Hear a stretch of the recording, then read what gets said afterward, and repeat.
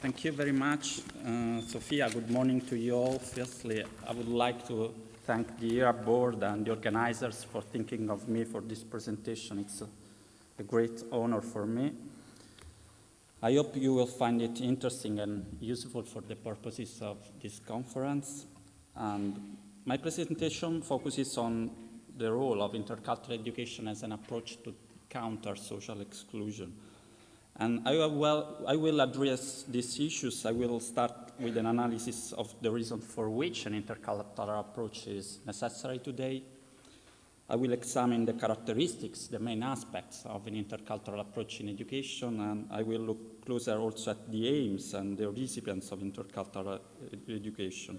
And finally, we will reflect also on the value of intercultural education as a tool for combating social exclusion. I'm sure this analysis will lead us to more questions, and I also believe that sometimes these questions can be more important than the analysis itself. I also will refer to my research path, to the practices I've encountered in my work. I will also refer to the Italian context, which is very interesting from an intercultural point of view.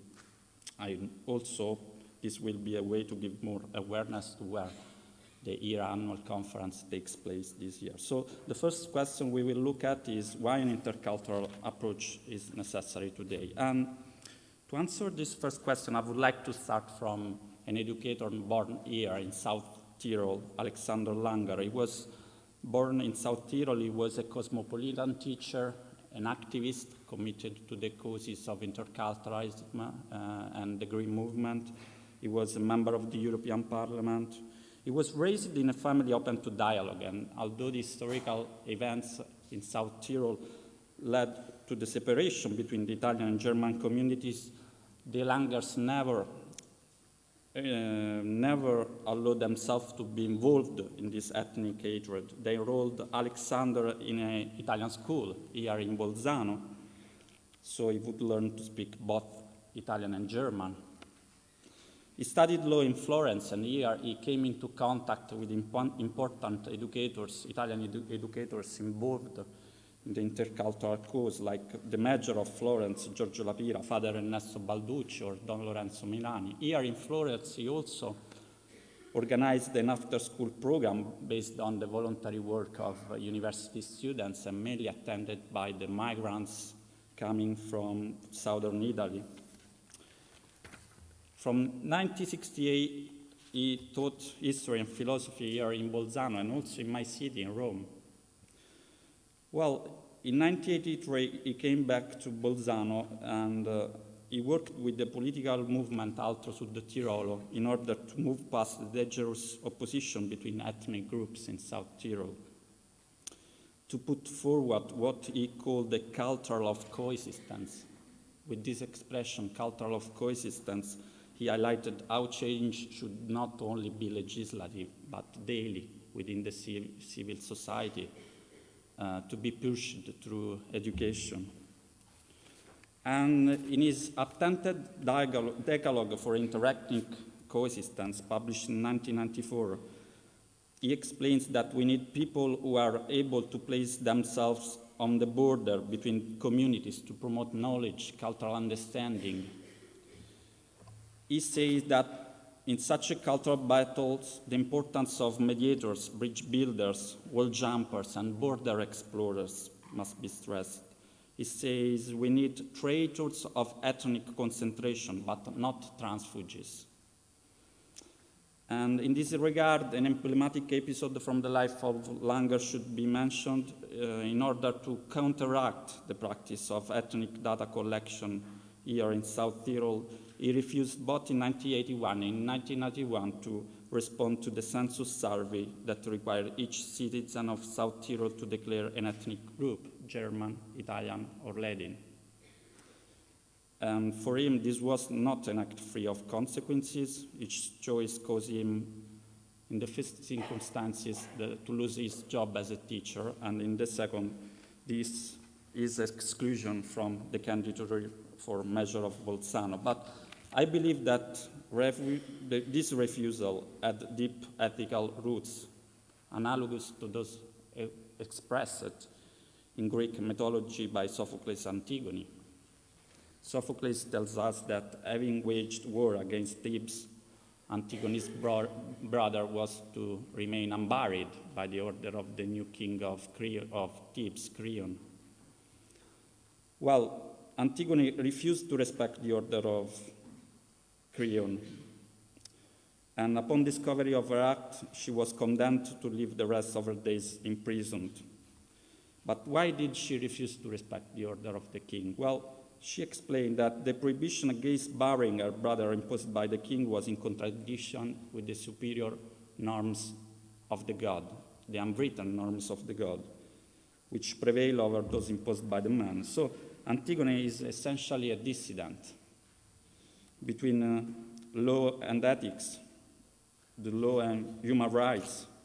Antigone is a dissident, not by chance at a time and in a society where politics was the exclusive domain of man. Sophocles assigns this role to a woman.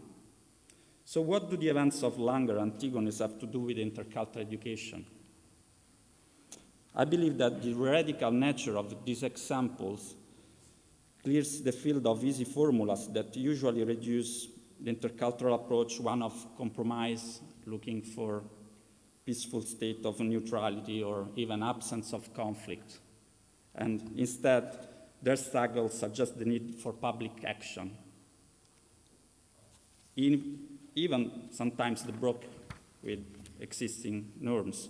But the idea of intercultural education, which is reduced to activity simply aimed at familiarity with elements of other cultures, often translate into a rhetoric of diversity. And instead, I believe that real intercultural education moves exactly into the space of conflicts between several horizons of meaning, multiple horizons of political, social, and economic belongings. So such an orientation carries out a real cultural counter-narration, clashing with dominant ideology, in order to affect the patterns of meaning with which subjects usually interpret the world. I would like to give an example of this, and examples also of natural mediators, bridge builders, border explorers, as Langer says, the second generation in Italy. In Italy, the immigrant student population is surveyed each year by the Ministry of Education. The latest data available indicate that there are 820,000 students without Italian citizenship, but we know that 60%, more than half of these students, are second generation. They are born here, they were raised and socialized in Italy. But according to an old law, the citizenship law number 91, which dates back to 1992, well, the acquisition of the Italian citizenship is still regulated through the old principles of jus sanguinis, the blood of right, the right of blood, sorry. The Italian citizenship is acquired by offspring of the Italian citizens, rather, for example, through the jus soli in Latin, according to which citizenship would be acquired through being born in the country.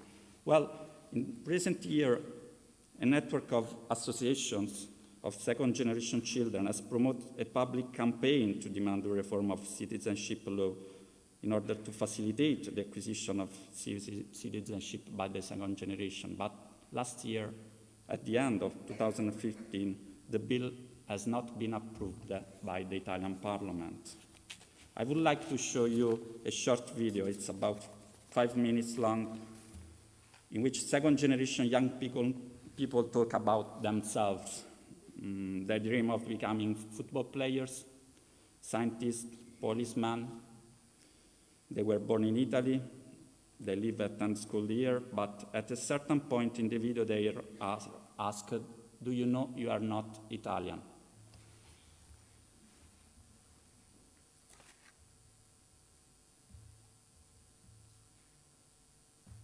Mi chiamo Jason. Cattiva. Non sono brave. È un po' severa. No, non è vero. Mi chiamo Jason. Mi chiamo Richard. Mi chiamo Ryan. Islen e ho 8 chiamo Basim e ho 9 anni. Mi chiamo Fallo e ho 12 anni. Mi chiamo Gibril, ho 11 anni e mezzo e basta. Ce l'ho 6 anni. Io vivo nel borgo e sono nato a Napoli. Io vivo a Napoli e sono nato a Borgo. No, Sono nata a Milano. Sono nata a Genova. Sono nata a Firenze e vivo a Firenze. Sono nata a Teramo e vivo a Roma. Vivo a Verona e sono nato a Noventa Vicentino. Sono nato 16. Sono nata a Chieri e vivo a Torino. Da Torino prendi il 30 e arrivi a Chieri. la mia maestra è un po' cattiva. Non sono brave. È un po' severa. No, non è vero. Stava con me prima e è bravissima. Dice bravissima. Bravissima, non si rida mai. Perfetto. Il mio sport preferito è il basket. Il basket. Basket. Beh, il calcio. Calcio. La mia scuola preferita è la Roma. Io tifo la Juve. Inter. Juve. La Juventus. Perché mi piace, perché è forte. Mi piace il bianco e il nero. Mi piacciono alcuni giocatori che giocano lì. Dybala. Dybala. Francesco Totti. Il tuo piatto preferito, cosa ti piace mangiare? Pesce. Piattone. Mamma mia. Cotolette e patatine. Patatine e cotolette. Gli spaghetti. La pasta. La pizza. Gli spaghetti. La pasta al pesto. Il fruscio. È la polenta che poi la fa raffreddare per la mettere in olio. La pizza. Gli spaghetti. Pizza. Pasta col sugo. Cosa vuoi fare da grande? Lo chef. Beh, io sarei indecisa tra il calciatore o forse il poliziotto. Il calciatore o lo scienziato. Baschettaro o scienziato? Comprare una macchina. Soldato. Voglio spadare. La polizia. E poi tutto. Perché quando qualcuno fa un arresto, io vengo e dopo l'arresto. Io il poliziotto. Voglio fare il calciatore. Io voglio fare la viaggiatrice perché voglio conoscere tante lingue. Di che nazionalità sei? Non capisco. Cosa vuol dire? Cosa vuol dire nazionalità? Che vuol dire nazionalità? Sei italiana? Mezzo mezzo. Sì. Sì, perché io sono nato in Italia. Sono abruzzese. Sì. Ma lo sapete che lo Stato italiano non vi riconosce come italiani ancora, fino a 18 anni?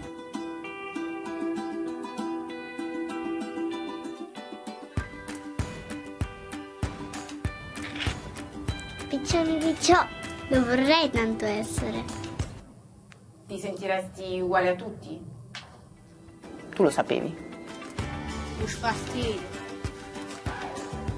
Vabbè. E uno, anche se tipo è nato in Italia, è come un italiano, cambia solo il colore. Per me, io sono cittadino italiano. Non importa la cittadinanza, cioè anche se ce l'ho va bene comunque, ma io sono italiano, voglio solo che lo capite. Mi comporto come tutti gli altri, vengo trattata come gli italiani, non è che sono diverso dagli altri. Cioè, non è che mi importa come mi giudica lo Stato, basta che sono chi sono io veramente.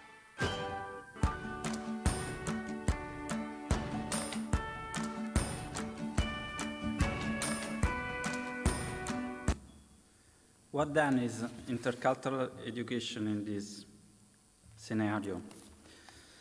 I'm sure I'll offer a non-exhaustive definition. I would say that intercultural education is an intentional political plan to be implemented through education for the promotion of cultural understanding, interaction, exchange between all, both natives and foreigners, So, an intentional political plan, let's start from here, an educational plan, as it requires an active investment in a society aimed at establishing relationships. But these relationships must be established with a perspective of social justice. That is to say, intercultural education must address the conditions of disadvantage in establishing these relationships. And then political, as this approach is aimed at the future and to an idea of society to be built. Speaking of education means always having in mind an idea of society to build. So it's not possible to tackle the subject of intercultural education if we don't first ask ourselves what kind of society we want to build. This is unavoidable because in a sort of mirror effect, the foreigner always reflects a version of society in which they are immersed. Sayad calls them a redundant presence because they bring into question its basic services, institutions, even the national behavior. And I will give an example of this. The question, take for example the recent refugee crisis developed in Europe since 2015. Well, this crisis is certainly not only determined by the number of arrivals, which are lower, far lower than the migrations in the southern hemisphere of the world, but if we speak about a crisis in Europe, we should speak instead about the loss of the idea of Europe as a cradle of human rights. I believe that this is a key issue in this moment. A purpose shipwrecked on the rocks of rejection, closure, even violence at the entrance points of Europe that refugees face. And finally, intentional. This approach must be intentional because it's the fruit of choices, the outcome of planning, reflection, also research. So this approach translates into a commitment to be implemented consciously, continuously, in formal and non-formal educational spaces with a long-term perspective aimed, as I said, not only at migrants, but at the entire population. We need to take a broad and long-term look at the issue. Broad because it's necessary to go beyond the local and national context, realizing, for example, that migrations are a phenomenon on a global scale. And long-term because migrations beyond the contingent events we are experiencing in this moment have always been part of the history of humanity. So, from this point of view, we can say that education is in itself intercultural. The adjective intercultural I'm using in this presentation could even be omitted, adopting just the expression education. In other words, education is either intercultural or it's not authentic education at all. And I would like to give another example of this. I would like to show you a 2-minute video shot by a primary school teacher in my city, Rome, in a multi-ethnic neighborhood. It's a primary school that has long been characterized by the phenomenon of the Italian escape. The Italians no longer enroll their children in this school. But here is what the children say about the intercultural aspect of their school.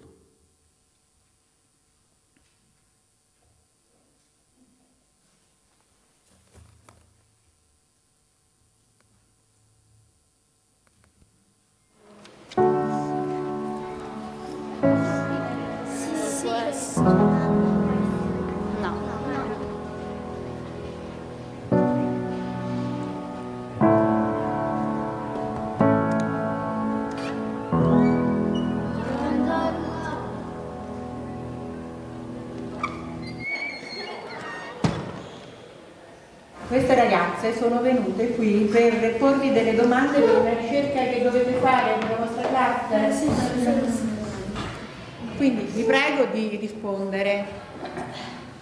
Allora, quanti alunni siete? 21. No, 22. Ok, grazie. Quanti bambini dalla Cina? 3. Quanti dal Senegal? 2. Quanti dalle Filippine? Quanti dal Bangladesh? No. Quanti dal Colombia? Quanti dalla Romania? Quanti italiani?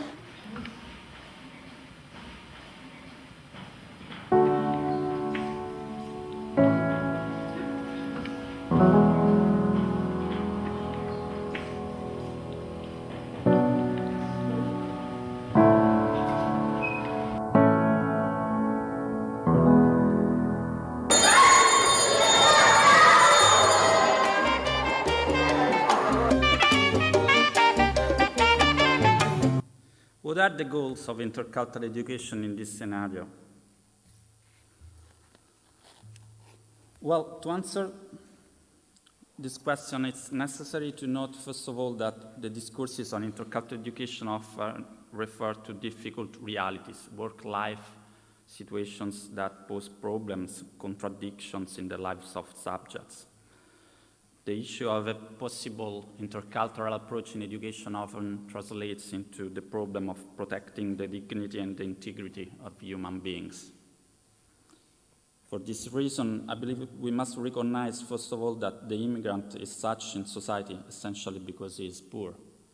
That is because he lives at a disadvantage in terms of social, economic, cultural, and political opportunities. As Eisenberger says, foreigners are more foreigner, the poorer they are.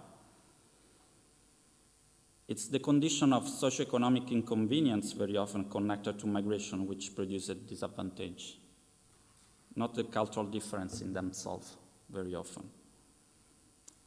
This clarification is necessary because the immigrant is a vulnerable subject not because of his migration, but becomes such when he comes into contact with the context in which he is immersed.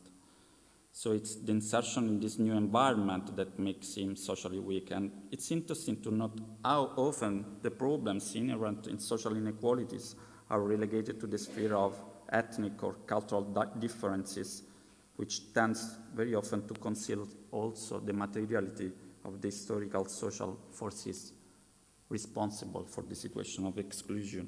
For example, racism plays an important role in this scenario, especially in its most complex form, the systemic institutional racism, which acts as a form of discrimination, not rooted so much in single actions of individuals or groups, but in the processes at the heart of the way a society functions, which then produce inequality. So what are the goals of intercultural education?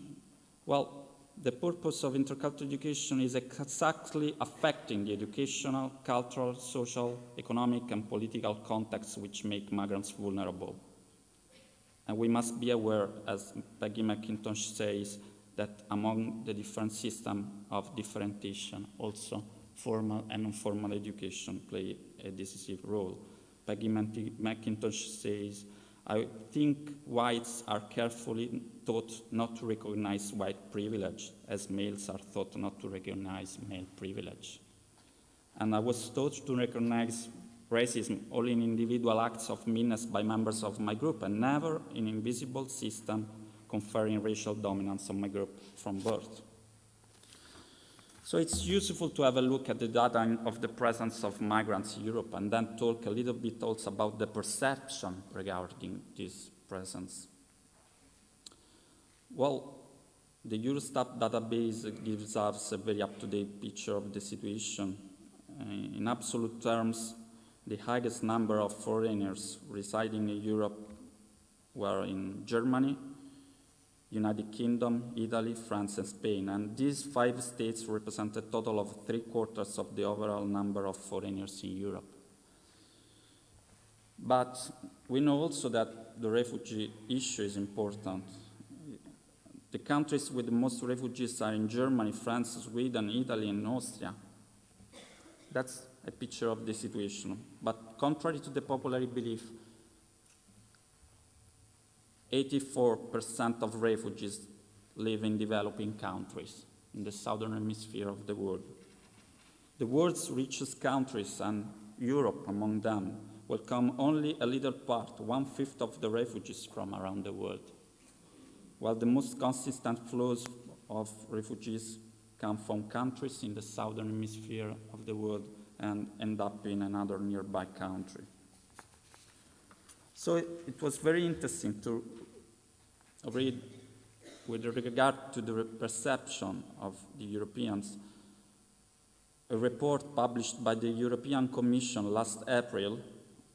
It's the result of a Eurobarometer survey on immigrants in the European Union. And in this survey, which was carried out in the member states of the European Union, respondents were asked to estimate the proportion of migrants defined as born outside the EU. The question was, to your knowledge, what is the proportion of migrants in the total population in your country? And then the survey compared the average estimated given by respondents with the actual proportions of migrants in that countries. Well, what are the results? Respondents tend to overestimate the number of migrants.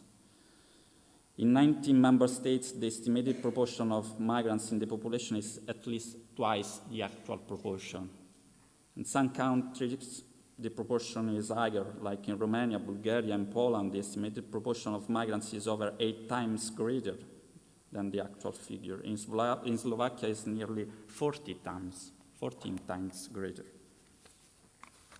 So we know that throughout Europe, immigration is represented by alarming terms. Words such as migratory pressures, waves, tides, invasions are used. This racist narrative becomes part of the mainstream narration, and the governments of many countries have launched campaigns to make clear to the European institutions that migrants are not welcome in their countries, and among them, above all, Italy. Migration policies focused on border control have created what has been called the Fortress Europe, as you know, but with the exception of highly skilled workers, who together with capital and goods can freely circulate, opposed to those who are simply human beings. And it strikes me that almost 30 years after the fall of the Berlin Wall, today new walls exist in Europe, this time to prevent the arrival of migrants. This map shows you the walls or the border reinforcement that were recently built in Europe. For example, between Hungary and Serbia, between Austria and Italy, between Macedonia and Greece, between Bulgaria and Turkey, Melilla and Morocco and Spain. I would like also to remember that Italy has closed its ports to the ship that save asylum seekers in this moment in the Mediterranean Sea.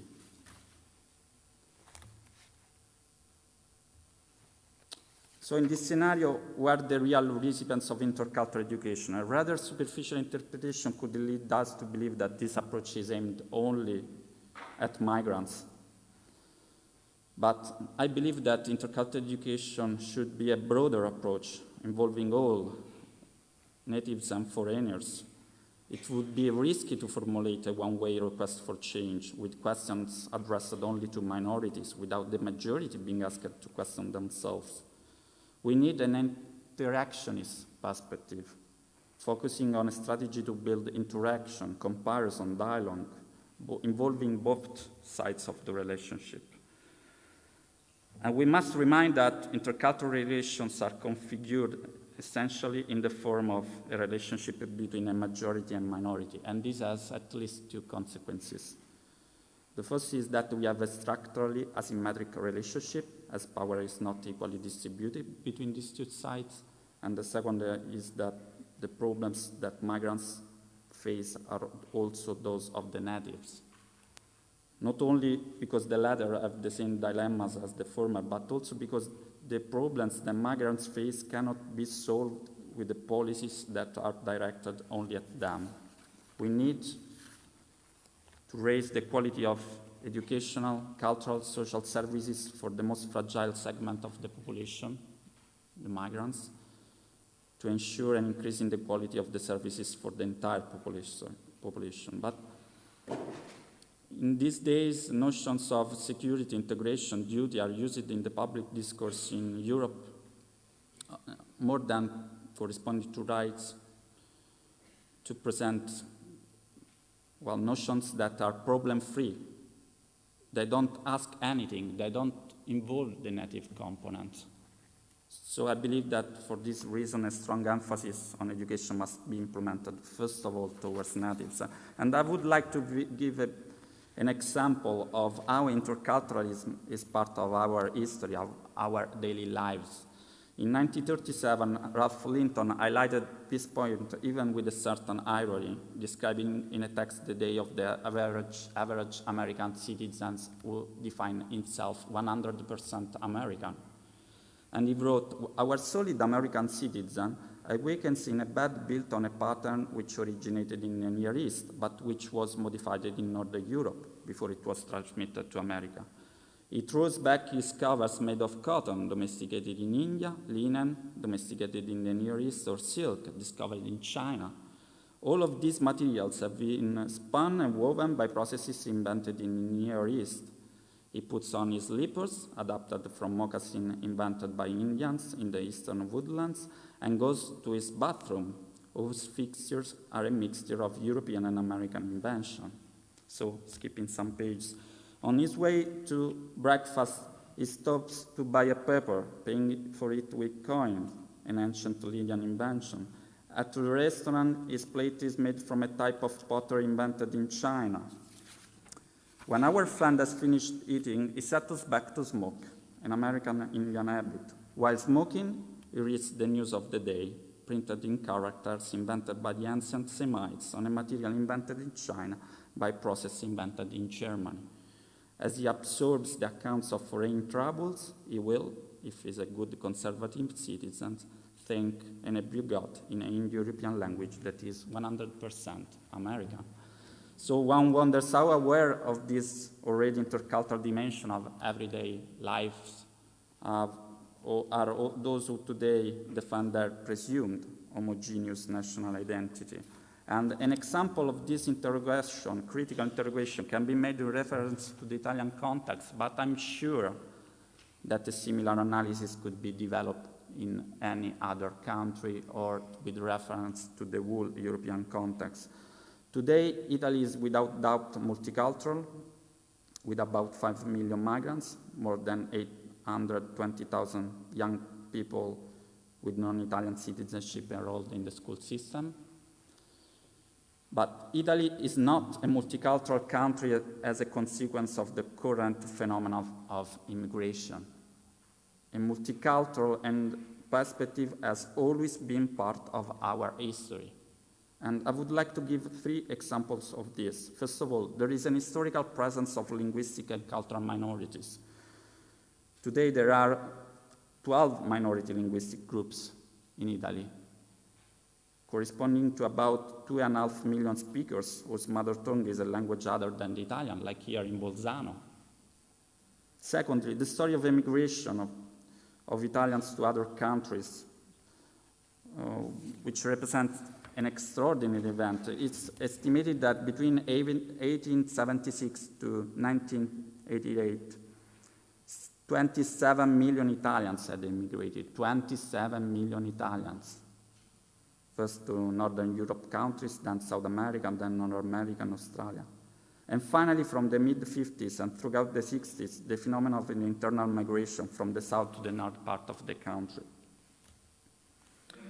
So, which led to an impressive shift of people, 9 million Italians moving from south to north Italy.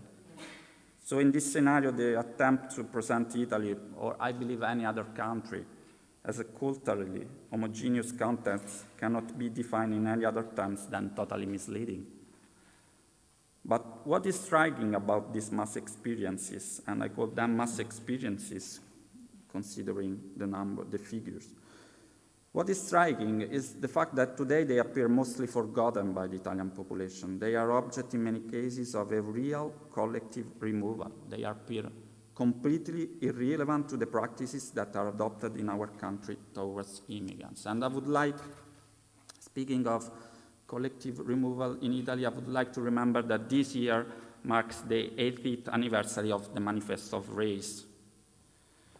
Well, The events related to the publication of the Manifesto of Race during the fascist regime represent a tragedy in the Italian history. With this document, a group of fascist scholars, but also Italian university professors, formulated statements like human race exists, the population of present day in Italy is in its majority of Aryan origin, there is now a pure Italian race, it's time for the Italians to proclaim themselves openly racist, Jews don't belong to the Italian race, and so on.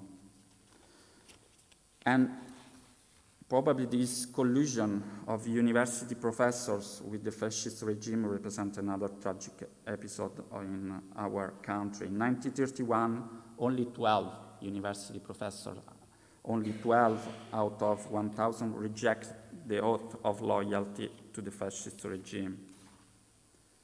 I believe that this story, of course, cannot be considered an isolated episode in the Italian history. Its legacy is evident in many forms of racism that takes place in this country today. I would like only to remember that while fleeing persecution in Germany on a steamer to the United States, Albert Einstein was asked to fill out a form for a residence permit, and he eventually came to the following question: race, and he answered human. So I would like to make some brief concluding remarks to this presentation. The first, very briefly, concerns the fact that the research in intercultural education can bring out stories, but the migrant stories are mainly battlefield. I would like to use the thought of Paulo Freire here to say that intercultural education cannot be politically neutral. Freire explained us that education cannot be neutral because an education that does not take a position, that does not take part in the oppressor-oppressed dialectic, would favor the dominant power. And neither can intercultural education be politically neutral. So I believe that, once again, a critique of banking education is needed in this scenario. And finally, an intercultural approach represents a way to reread education, to find in the emancipation a peculiar aspect of education. Dealing with an intercultural approach does not mean adding something to education, but discovering a critical and transformative toolbox, which in a world characterized by growing disparities appears increasingly important. I would like to conclude once again with the words of Paulo Freire: education does not change the world, education changes people. People, however, change the world. Thank you very much for your attention.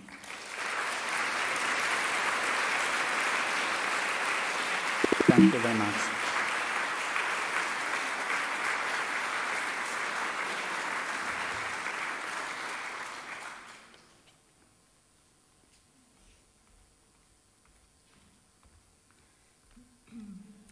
Okay, now we have some couple of minutes for some questions that you might want to raise to Marco Catarci. We have 2 microphones.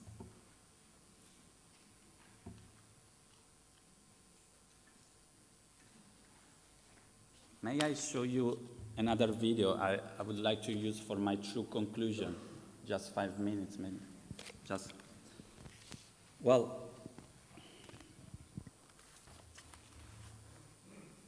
I've said that the story of migrants are battlefields.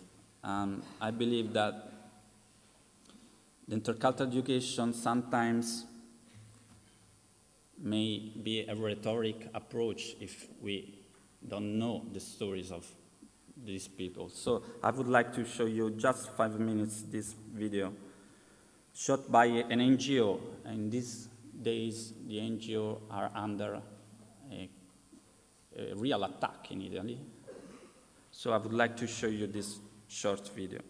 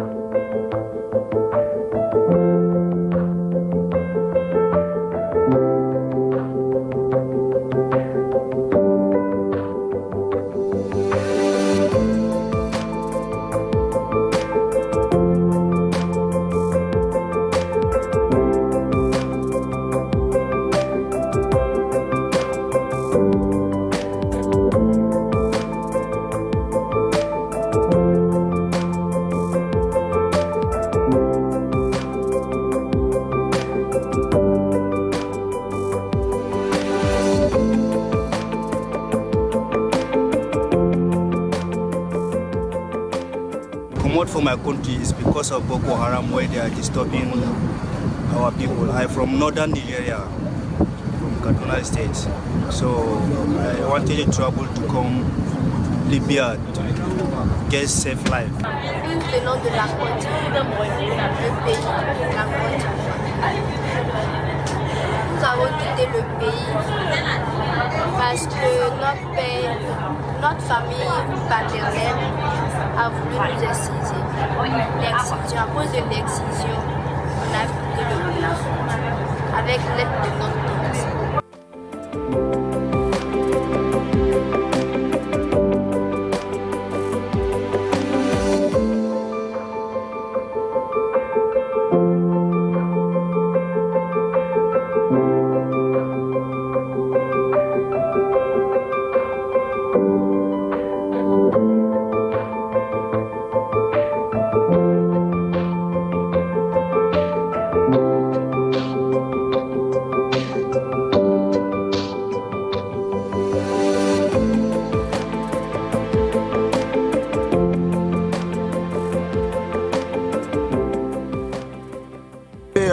Au Niger, on a été torturés par les Nigériens. Ensuite, d'Agadez, sur le désert, nous sommes arrivés à Saba. Saba, il y a certaines personnes qui ont fait la prison. Ils ont été kidnappés par des Libyens. Ils ont fait même 3 mois, 1 an. Ils ont été torturés. Chaque matin, on les frappait. Ils pouvaient faire 2 jours sans manger. Donc c'était un peu trop difficile. If they see you, at times they will sell you. These Arab people sell blacks in Libya. Locked you up to prison, tortured you, for you to call your parents.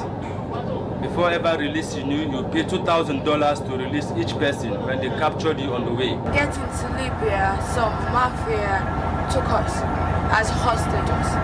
They asked us to pay 2,500 dinars. So we weren't having the money to pay. They decided to sell us to human traffickers. So they did. We were sold to different houses.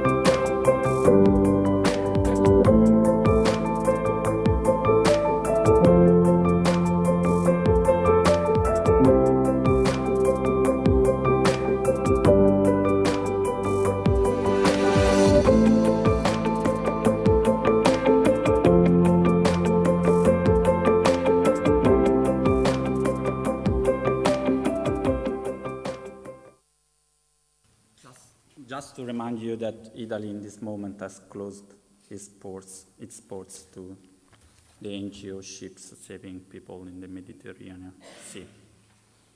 Thank you very much.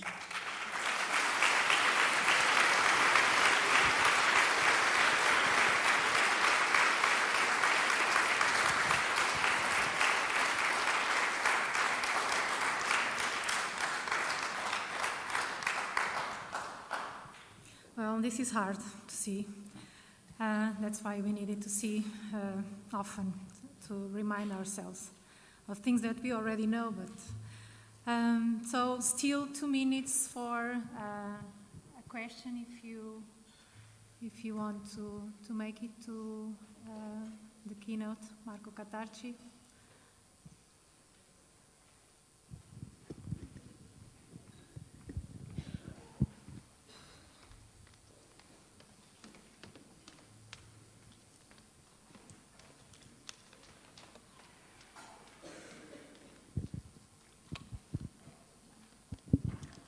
Hello, my name's Fiona Diel. I'm based in Italy at the University of Padua. It's a difficult question, but after especially seeing this last film and as living in Italy at the moment, in your initial slides, I mean, you went back to 1994 when, with people urging for a counter-narrative, but it's, 25 years, almost 25 years on, there's an even more urgent need for it now. What is not working? Because we all see films like the last one and immediately think, well, a little bit of humanity. But why, in the recent case of the Nave di Ciotti that arrived in Sicily and the inhabitants of the boat who were not allowed to set foot on Italy, why is it that 60% of Italians didn't want to let these refugees, asylum seekers onto Italian soil? I mean, why is this? What more can be done by people in education to somehow get the message across? Yeah. Desperate. Thank you. Of course, it's not easy to find solutions to these kinds of problems. That's a cultural problem and so an educational problem. We need to work a lot on, we need to focus on a cultural problem to know what happens around the world. I believe that intercultural education connects to an approach of global education, to be aware of what happens in Africa, for example, or in Libya in these days. What has happened in these 25 years? Well, intercultural education in Italy is an approach that is widespread with some good practices in some territories and other territories which are far behind. So it's not a system. It's not, a systematic approach in the Italian school. I believe that much has been, let's say, something has been done in the primary school, but for example, the secondary level of the school is a segment of the school system that needs much more work on it. So, it's a huge problem, but of course it's not easy to reckon in terms of,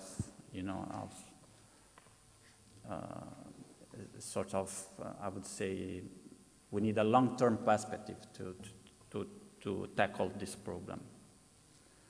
I'm sorry, I don't know if I have answered to your question, just reflecting with you.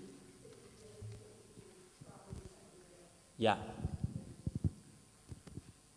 Guadalupe, Francia, Gävle University, Sweden. Thank you, Marco. My question is, what can the research community do to, in some way, to contribute to stop this situation, in addition to take part of conference, publication, and so? Thank you. Well, last year, the Italian Society of Pedagogy published an appeal, a manifesto, to demand the reform of the Italian citizenship law, and that was very important. In the last days, many associations of teachers of some schools are working, and there was a letter yesterday on an Italian newspaper called Repubblica, are working to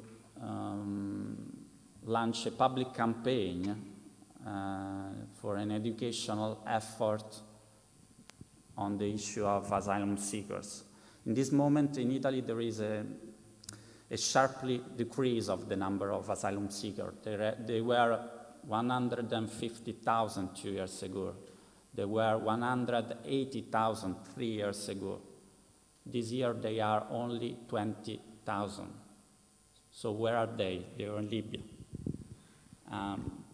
The problem is that we must be aware of what is happening, and that's a cultural problem. So I believe that the university, the research can be an important way to spread more these facts.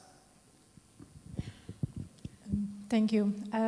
As we are running out of time, I would like to take this opportunity to thank you to Professor Marco Thank you very much for your and passion. your Thank you presence very much. here. I know that there were more questions. Thank you very much for being here. Thank you. Grazie. Thank you once again.